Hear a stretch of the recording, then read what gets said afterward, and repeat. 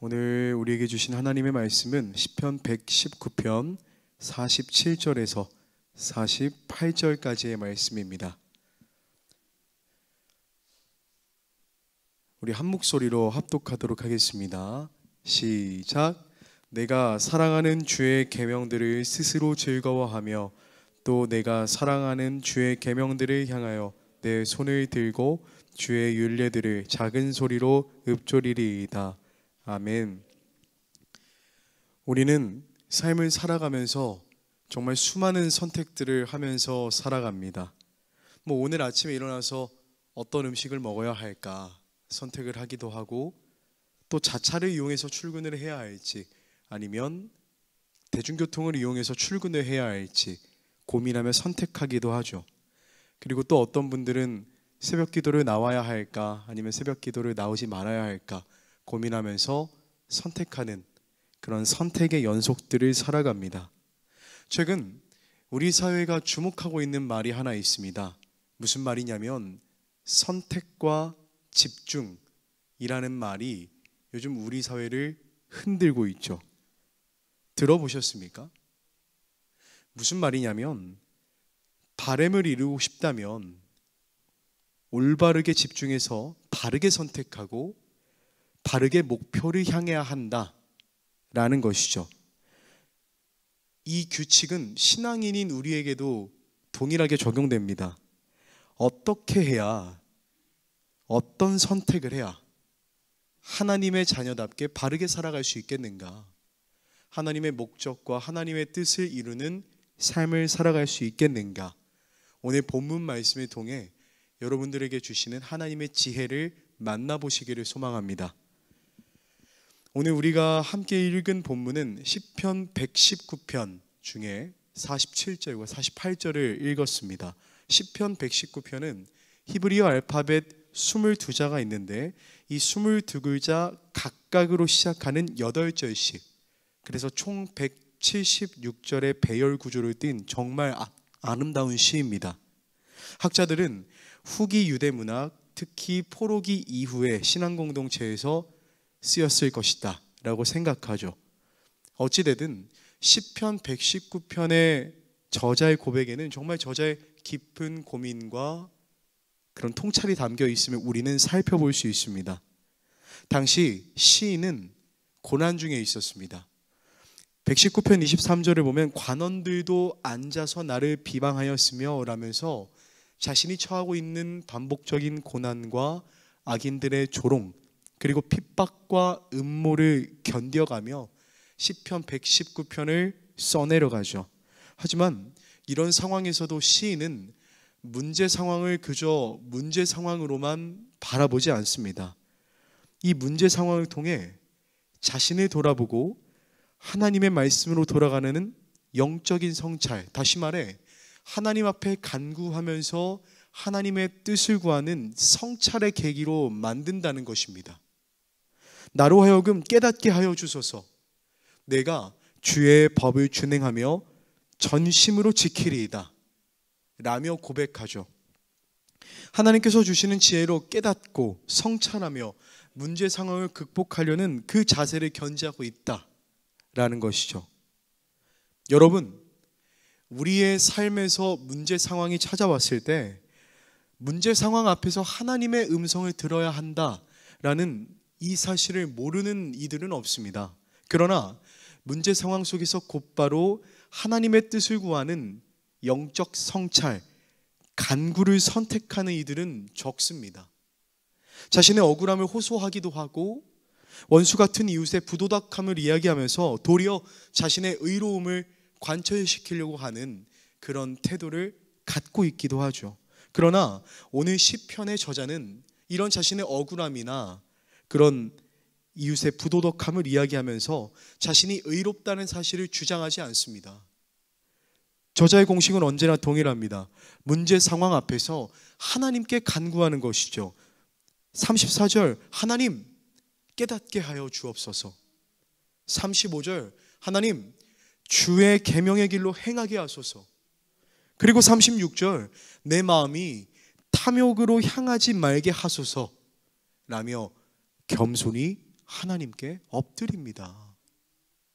여러분, 우리도 시편 저자와 같은 선택을 하시기를 주님의 이름으로 소망합니다. 문제 상황 앞에서 억울함을 표하거나 우리의 의로움을 드러내는 것이 아니라 오늘 시편의 저자처럼 먼저, 그 무엇보다도 먼저 하나님께 엎드리며 간구하며 하나님 깨닫게 하여 주옵소서 고백하면서 그 무엇보다 우리 영혼을 지키는 길을 선택하시기를 주님의 이름으로 간절히 소망합니다. 자, 계속해서 핍박과 조롱을 받는 이 고난의 시기, 하나님 앞에서 저자는 영적 성찰을 통해 자신의 영혼을 지키는 길을 선택을 합니다. 그리고 이후 저자는 그 성찰을 곧바로 행동으로 연결짓죠. 38절, 주를 경외하게 하는 주의 말씀을 주의 종에게 세우소서라며 다른 무엇이 세워지는 것이 아니라 하나님의 말씀이 세워지는 그 간구를 올립니다. 이후 저자는 계속해서 주의 규례, 주의 법도, 주의 말씀, 진리의 말씀을 간절히 사모하며 43절에 이르러서는 진리의 말씀이 내 입에서 조금도 떠나지 말게 하소서 내가 주의 규례를 바랐음이니이다 라면서 진리의 말씀이 언제나 자신의 입술에 머물게 해달라면서 그것이 정말 자신이 바라는 것임을 믿음으로 선언합니다. 이후 저자는 오늘 우리가 읽은 본문 말씀처럼 내가 사랑하는 주의 계명들을 스스로 즐거워하며 또 내가 사랑하는 주의 계명들을 향하여 내 손을 들고 주의 율례들을 작은 소리로 읊조리겠습니다 라는 고백을 마지막으로 오늘 성경 말씀이 끝나게 됩니다. 여기서 저자가 사랑하는 주의 계명을 향해 손을 든다 라는 것은 단순히 외적인 동작이나 손을 드는 그런 것을 의미하는 것이 아닙니다. 이는 하나님 말씀 앞에 전적으로 자신을 드리는 헌신의 표현입니다. 또한 경외와 순종의 결단입니다. 시인처럼 우리는 말씀을 단지 묵상하는 데 그치지 않고 삶 전체로 하나님께 응답해야 됩니다. 사랑하는 성도 여러분, 그렇기에 우리도 시편 저자처럼 바른 선택들을 해나가기를 간절히 소망합니다. 문제 상황에서 하나님께 간구하는 영적 성찰을 올려드렸다면 그 다음 걸음은 말씀을 선택하는 겁니다. 시험이 있기 때문에 해답이 있는 것처럼 우리의 삶에도 고난과 고민이라는 문제가 있다면 반드시 하나님께서 주시는 해답이 있을 줄로 믿습니다. 그러나 우리가 주의해야 할 것이 하나 있습니다.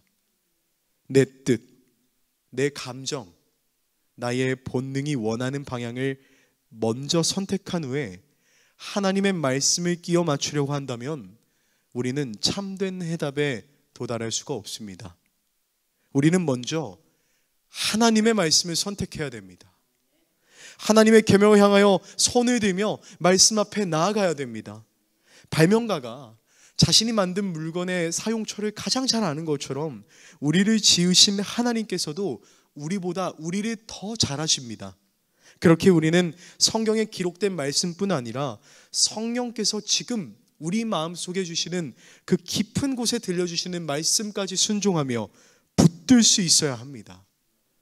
이 믿음과 순종의 걸음 위에 하나님께서 생명의 길과 지혜의 길을 친히 인도하여 주실 줄로 믿으시길 소망합니다. 말씀을 마무리하며 오늘 하루 선택해야 할 것들을 다시금 돌아봅니다. 나의 하루가 나의 인생을 만들어가는 것 아니겠습니까?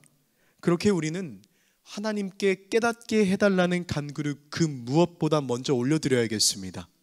또한 하나님의 말씀을 선택해야겠습니다. 다른 무엇도 아닌 하나님께 간구하며 영적인 성찰을 구하는 지혜, 하나님의 말씀을 선택하는 지혜가 오늘 이 자리 가운데 그리고 미디어로 예배하는 모든 이들에게 가득하기를 주님의 이름으로 간절히 소망합니다.